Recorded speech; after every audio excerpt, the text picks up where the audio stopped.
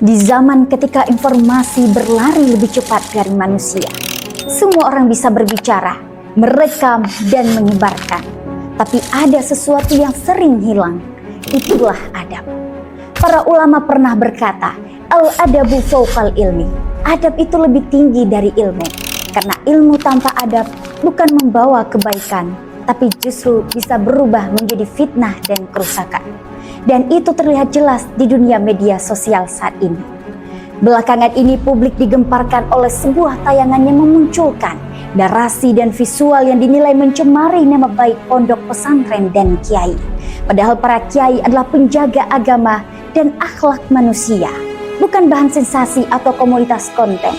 Banyak santri dan masyarakat merasa luka seakan pesantren diposisikan buruk, padahal dari sanalah lahir para ulama dan pendidik bangsa.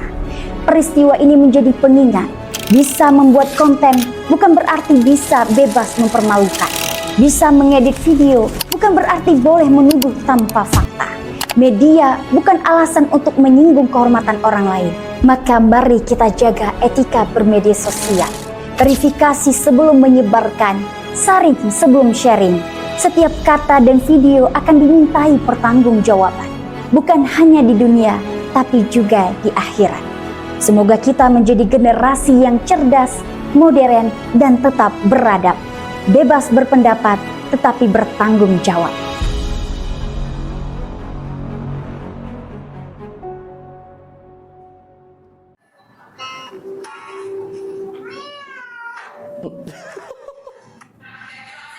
Hah? Apaan nih? Pesantren dan kiainya memperbudak santrinya. Pesantren adalah perbudakan. Menarik nih. Ikutan komen kali ya? Iya tuh, aku juga pas di pondok disuruh-suruh terus. Emang kak, kiai di pondok tuh pada bejat-bejat, rasis juga. Wih, ada yang komen lagi. Jangan bohong gitu kak, pesantren justru tempat belajar yang dicintai dan diridhoi oleh Allah. Emang gua peduli, komen lagi ya. Alah, palingan ini buzzernya si kiai. Assalamualaikum. Ini ngapain, Bi? Oh, ini lagi lihat konten-konten pesantren. Lu ngapain ke kosan? Bukan lu udah pulang ke... Oh iya, lu tinggal di pondok ya? Berarti lu santri? Terus itu bener yang diinfoin di TV-TV itu? Capek dan diperbudak mulu kayak gitu, emang gak capek? Wih, diperbudak. Relax, Bi. Kamu kebanyakan main medsos, jadi kemakan hoak. Terus itu yang diinfoin sama Trans 8, katanya pesantren isinya cuma perbudakan doang. Itu yang namanya hoak. Sebenarnya, pondok pesantren itu gak begitu.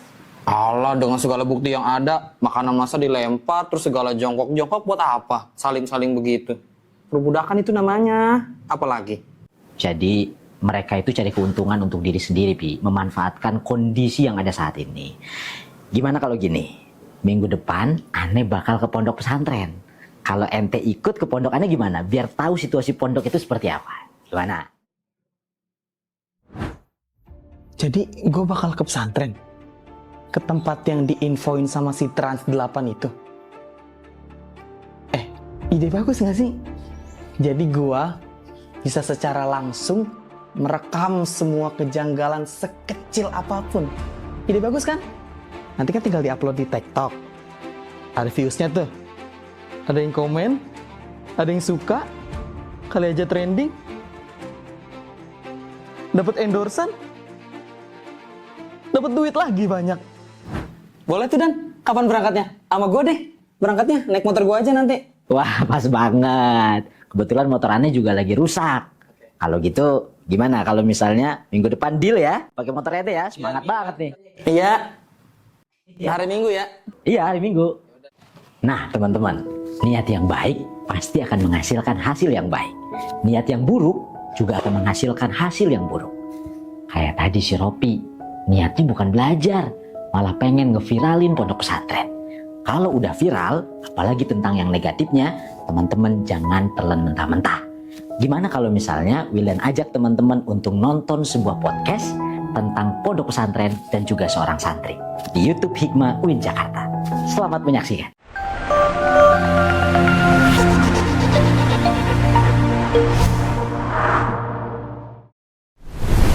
Assalamualaikum warahmatullahi wabarakatuh. Halo Sobat Qurani, kembali lagi bersama kami dalam podcast Haki Talk, Damai Bersama Al-Quran. Kali ini dengan tema yang berbeda, kami akan membahas tentang pandangan publik terhadap dunia pesantren. Dengan narasumber dari kalangan santri, ada Mas Wildan. Halo Mas Wildan. Halo. Gimana kabarnya nih Mas? Alhamdulillah baik Mbak Silmi. Mbak Silmi gimana? Sehat? Alhamdulillah sehat Mas Wildan. Alhamdulillah. Dengar-dengar nih Mas Wildan, kan ada konten atau tayangan yang baru viral dari salah satu stasiun televisi, sebut saja Trans 8 nih Mas Wildan. Mereka banyak memberikan spekulasi publik tentang pro dan kontra terhadap dunia pesantren. Nah, mungkin bagaimana sih pandangan Mas Wildan terhadap tayangan tersebut Mas Wildan? Baik, terima kasih Mbak Silmi dan teman-teman penonton semuanya. Yang pertama, tentunya kami dari kalangan santri sedih, kesal, dan juga marah karena kenapa bisa ada konten yang sedemikian memberikan citra buruk terhadap dunia pesantren dan juga seorang santri. Padahal orang-orang yang membuat konten itu belum pernah masuk ke dalam dunia pesantren dan juga santri itu sendiri. Justru dengan adanya kita menundukkan kepala, mencari keberkahan kepada kiai-kiai, guru-guru kita, bukan berarti kita itu merendahkan diri kita di hadapan mereka. Tapi ada satu kebanggaan tersendiri ketika kita melakukan hal tersebut untuk mencari keberkahan itu. Maka dari itu adalah hal yang bisa dirasakan oleh seorang santri, yang tidak bisa dirasakan oleh orang-orang di luar sana yang hanya melihat dari luarnya saja. Tentunya ini menjadi satu catatan bagi tim media dan juga TV besar itu yang sudah memberikan citra buruk terhadap pondok pesantren. Tentunya silahkan untuk segerakan melakukan proses hukum dan lain sebagainya sebelum kami semua santri dan juga guru-guru dan lain sebagainya ikut bertindak secara tegas untuk memperbaiki citra baik pondok pesantren dan juga santri ini. Oke, mungkin seperti itu ya Mas Wildan, sangat mendalam. Mungkin ini mewakili pandangan-pandangan dari santri-santri di luar sana ya Mas Wildan. Kemudian Mas Wildan, dilihat-lihat dari komentar-komentar tentang tayangan tersebut Mas Wildan, dibilang kalau tayangan tersebut mencederai nama baik pesantren, terus asatis dan santrinya sendiri Mas Wildan.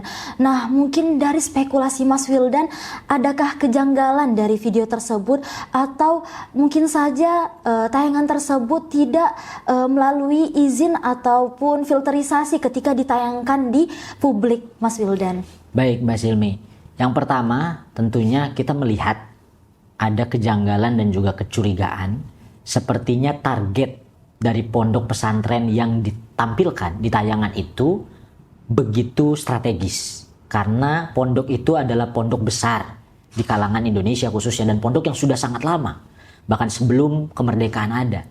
Kemudian tokoh kiai yang ditampilkan juga adalah kiai besar yang dihormatin di kalangan santri itu sendiri. Sehingga kalau kita lihat ini sepertinya ada strategi yang dimainkan bukan oleh orang awam, tapi oleh oknum-oknum nih yang di balik layar itu yang ingin betul-betul mencederai tadi dunia pondok pesantren dan juga nama kiai tersebut. Sehingga tentunya kita melihat ini semua melanggar etika jurnalistik, etika televisi, karena tidak ada sensor sama sekali di sana, Mbak Silmi. Sehingga tentunya ini harus dilakukan proses penyelidikan kenapa konten ini bisa berhasil untuk ditayangkan di televisi yang juga besar pada saat ini. Maka dari itu kita sebagai seorang santri tentunya ingin berharap agar supaya penyelidikan ini bisa cepat dilakukan, dan bagi orang-orang atau oknum-oknum juga silakan bersilaturahmi ke pondok-pondok kami, santri-santri dan juga Pak Kiai. Teman-teman akan menemukan bahwa sejatinya di dalam dunia pondok pesantren dan santri itu tidak demikian yang digambarkan oleh di tayangan televisi. Berarti ada kemungkinan ada kejanggalan ya dari video tersebut Mas Wildan, dan kemudian dari kalangan santri ataupun pesantren siap memberikan penjelasan terhadap tayangan yang diberitakan tersebut ya Mas Wildan. Terakhir nih Mas Wildan, mungkin dari Mas Wildan atau dari kalangan santri bagaimana sih nasihatnya untuk publik dapat menyikapi tayangan-tayangan sensitif seperti itu Mas Wildan? Yang pertama, ini adalah ujian bagi kita sebagai seorang santri untuk tetap menjaga adab kita.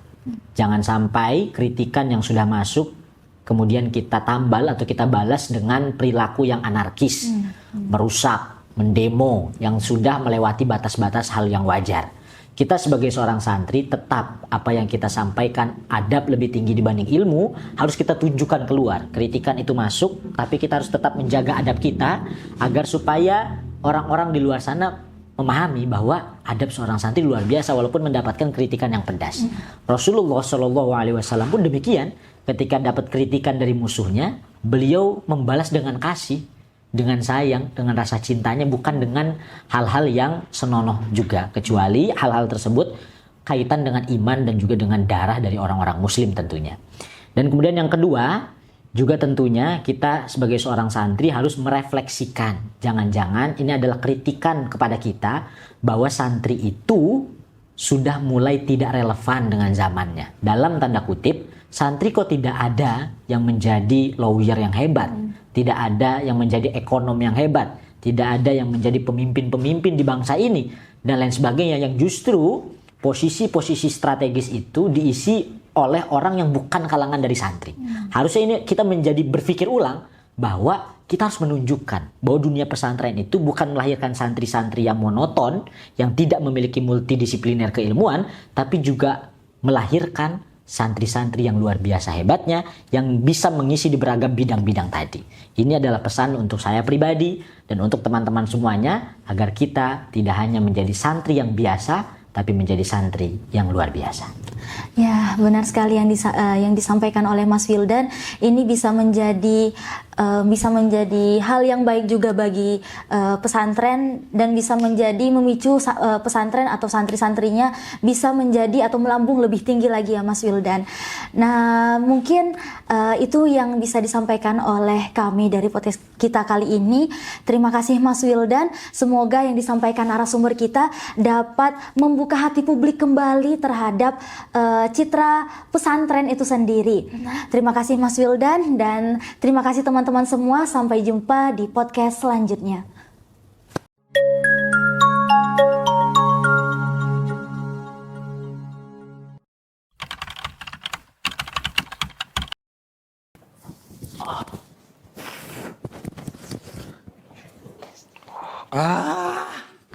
Assalamualaikum.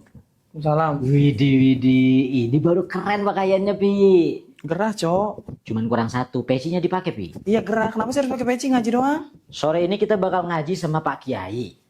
Kalau sama Pak Kiai, pakaian itu harus rapi. Emang kenapa kalau pakai kaos? Harus rapi, Pi, biar sopan sama Pak Kiainya. Oh iya, nih lupa kalau misalnya ente kan belum dapet kitab ya.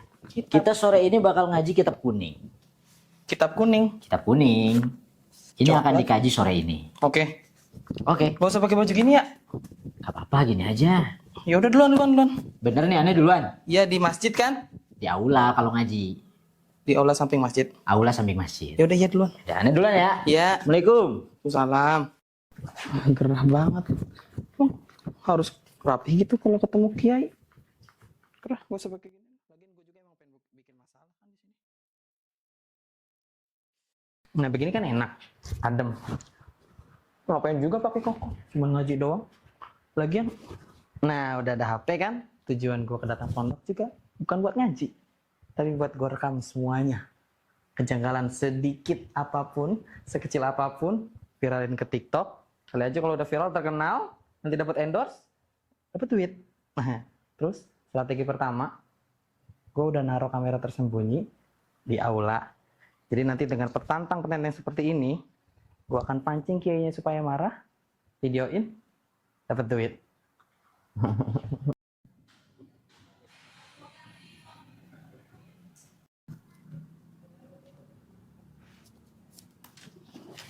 Dan Itu teman ente. Iya, baru datang kemarin. Kok pakaiannya gitu sih? Tadi sih udah bagus pakaiannya. Kenapa berubah lagi? Aneh juga nggak tahu. Kagak sopan banget. Ada apa?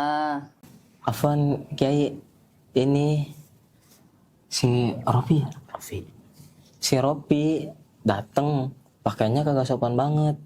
Terus mana kagak bawa kitab lagi Kiai. Nggak apa-apa, nggak apa-apa.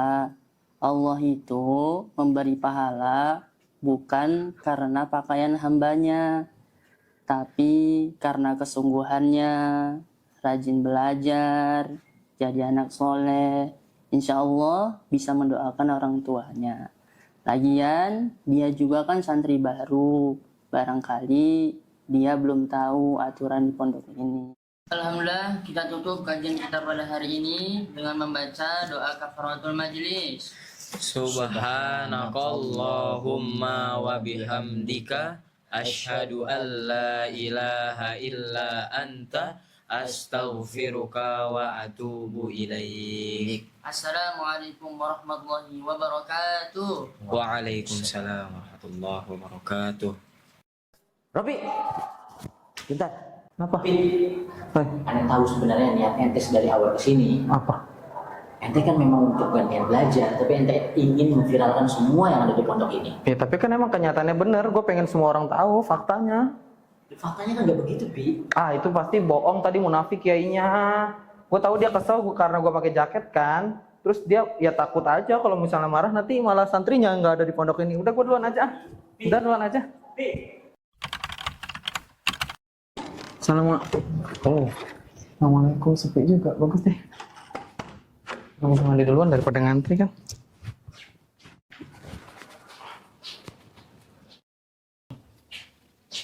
Lapar lagi, cari makanan di luar. Males gua ngantri-ngantri.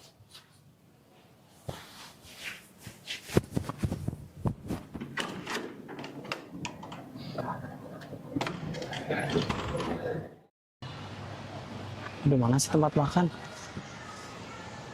Hujan lagi. Oh, itu ngapain, Cok? Oh, ini kayaknya yang dimaksud Trans 8 itu ya? Kiai malah nyuruh-nyuruh santri. Ayo lu gua rekam lu.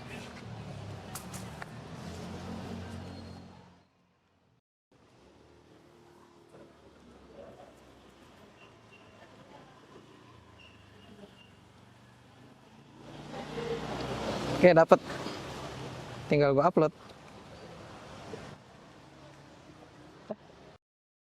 Dan September belum datang juga. Gimana gue bisa tahu tempat makan? Lapar banget.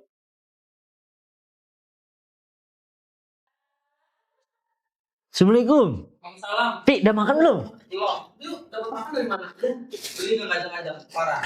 Pas banget. Ane tadi nyariin ente terus. Ini dapet sop ayam karena Ane tadi beres bersih-bersih di dalam rumahnya Pak Kiai.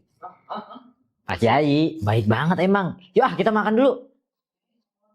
Wah, ini dia sop ayam. Nggak bahaya. Bahaya gimana? Kan itu yang diinfoin di Trans 8, Kiai jahat-jahat racunin kali dan ini. Wah, ini mah sop ayam kesukaan santri di pondok ini, Pi. Hah? Terus tadi lu dapet ini? Dari abis ngebersihin rumah Kiai? Iya. Ya tetap aja nggak fair lah, kenapa Kiai nggak ini aja, nyewa ART? Oh, lu dicuci otak lu ya?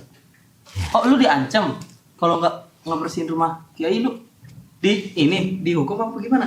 Wih, ngeri juga. Enggak, Pi. Aneh justru tadi nggak ada disuruh sama Pak Kiai, inisiatif Aneh sendiri. Toh juga hitung-hitung Pak Kiai udah ngasih banyak ke Aneh dan ke kita santri semua. Jadi apa salahnya kita bantu-bantu di rumahnya beres-beres, ngebersihin rumahnya. Kamu nggak percaya?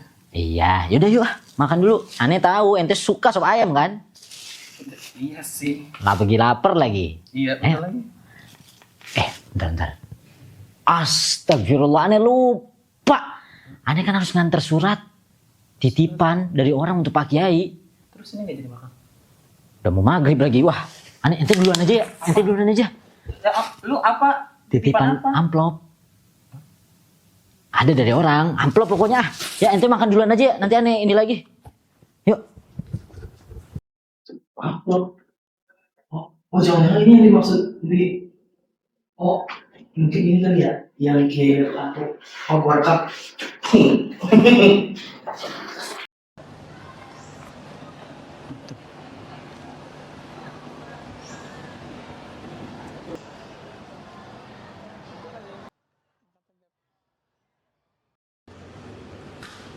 Dapat rekaman lagi. Kiai diberikan amplop oleh santrinya. Bagus nggak tuh ceritanya? Assalamualaikum. Waalaikumsalam. Lu ngapa lu? Lemas begitu? Lu ngapa? Weh. Weh, lu ngapa, Cok?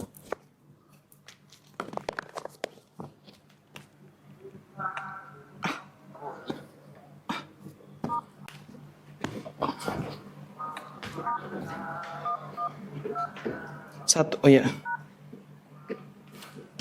Iya, Pak. Ya, nggak ada sinyal lagi. Pak, ya, halo Pak. Halo. Kedengeran Pak? Iya Pak, halo Pak. Tolong kesini ya Pak, teman saya lagi pingsan. Iya, teman saya tiba-tiba pingsan. Di pesantren ini Pak. Nah, aduh di pesantren. Iya, pesantren. Ntar ya Pak, saya. Iya. Udah sadar? Ini siapa? Oh ya, ngapain di sini? Mendingan Bi, udah mendingan. Lu kenapa? Pingsan? Iya. Udah nggak apa-apa kan Dan? Udah Bi, gak apa-apa Bi. Kamu Rofi ya? Iya. Kamu temannya Wildan. Saya tahu sebenarnya si Wildan ini sedang sakit. Tapi masih kekeh aja. Saya sudah arahin buat ke klinik. Terus abis itu istirahat. Masih aja ditunda-tunda. Ini ada obatnya. Suruh si Wildan minum ya. Terus ini ada makanan. Kamu makan ya bareng sama Wildan. Saya duluan ke rumah dulu. Bi, Jangan banyak gerak, udah. gue mau ngomong serius sama lu Bi. Apa sih? Apa yang mau diomongin apaan? Sudah Bi, Apaan? stop ente ngerekam semua kejadian yang ada di pondok ini. Ah udah kok emang bener. Jangan ente viralin Bi. Apaan? Karena nggak Apanya? semuanya. Itu fakta sesuai dengan pondok ini Bi. Tuh kan lu udah pingsan gara-gara Kiai masih ngebela-belain. Ih, Enggak Bi. Semua yang ente rekam itu salah pada kejadian apanya nyatanya yang nggak seperti itu. salah? Ente ngelihat teman aneh Zen ngerapihin triplek pada saat itu, justru Pak Kiai sendirian Pi, bayangin triplek sebanyak itu. Mana orang Dan tadi dia cuma sendirian nyuruh-nyuruh doang. supaya pondok itu rapi Pi. Zen Tadi itu nyuruh-nyuruh datang untuk doang. membantu. Ah bohong. Dan ente datang ketika Pak Apa? Kiainya sedang menyuruh itu. Ente nggak tahu sebelumnya Pi. Yang kedua opor Pi. Pak Kiai itu yang ngasih langsung ke aneh Pi. Pak Kiai bilang, Wildan, ini opor untuk temenmu, saya tahu dia lapar. Ah bohong. Perhatian dia sama ente Pi. Dan yang ketiga, amplop. Itu bukan uang Pi. Terus apa kalau bukan uang? Itu undangan dari warga sebelah yang ngundang Pak Kiai untuk ngaji di sana Pi. Itu bukan uang Pak Kiai, nggak Udah Dan demikian, jangan Pi. bohong. Ini pingsan kan pasti gara-gara lu capek itu. Enggak Pi. Bersihin rumah Kiai terus. Enggak sesuai apa yang ente lihat Pi. Istighfar Pi, stop ngeviralin semuanya Pi. Pondok ini tempat yang indah Pi. Pak Kiai itu orang-orang yang suci, tulus, sederhana Pi. Istighfar Pi, istighfar. Astagfirullah Pi. Astagfirullah.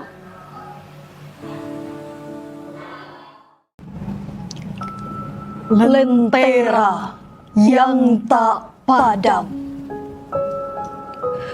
Ada mata yang dulu menatap dengan curiga, melihat pesantren seperti panggung sandiwara.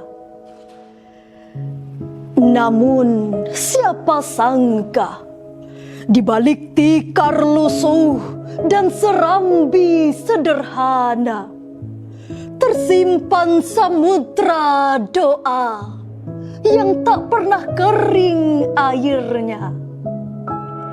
Kiai itu tak punya harta berlimpah. Ia tak membalas dengan marah, meski difitnah, direndahkan dengan kata-kata. Ia hanya tersenyum, menyapu luka dengan doa yang menumbuhkan sejuk di dalam dada.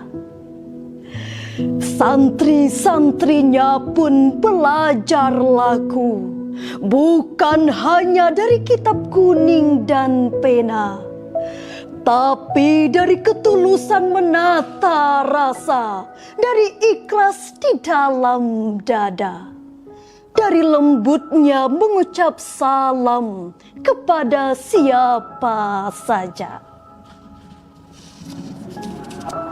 Oh, betapa lemahnya kita yang sibuk mencari cara.